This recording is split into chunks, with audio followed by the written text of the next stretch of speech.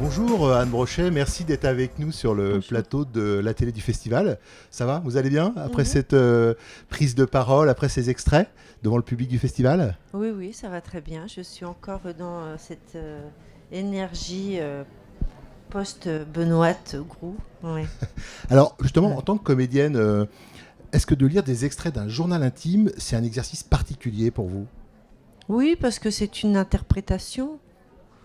C'est pas la même. L'humeur n'est pas la même que celle d'un roman, parce que quand on lit un roman à voix haute, pour moi, les romans étaient écrits pour être lus dans la tête, quoi. Donc, c'est déjà un drôle d'exercice que de lire un roman à voix haute, mais c'est quelque chose d'une humeur de quand on est dans son lit avec quelques oreillers là derrière soi, et puis on lit à voix haute ce qui se passe dans la tête, quoi.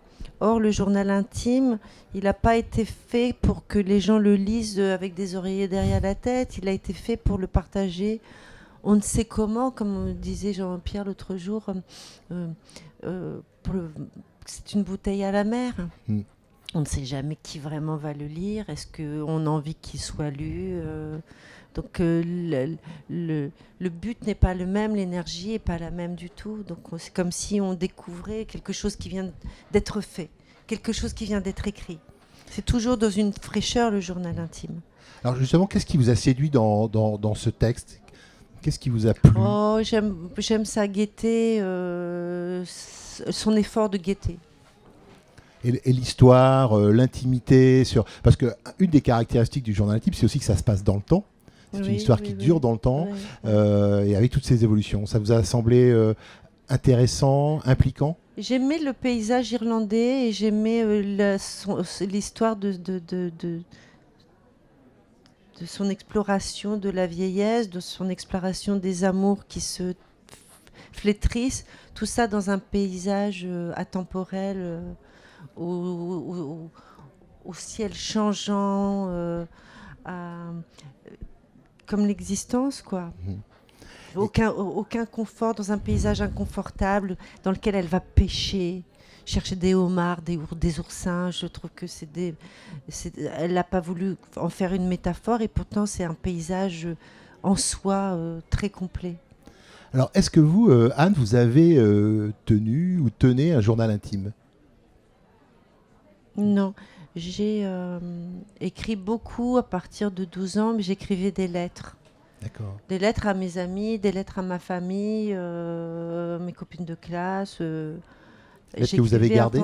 Lettres que vous avez gardées Non, je crois pas. Non. Mais je sais que j'écrivais, il fallait que je m'adresse à quelqu'un. Alors Benoît, quand elle écrit son journal, elle s'adresse de toute façon à quelqu'un.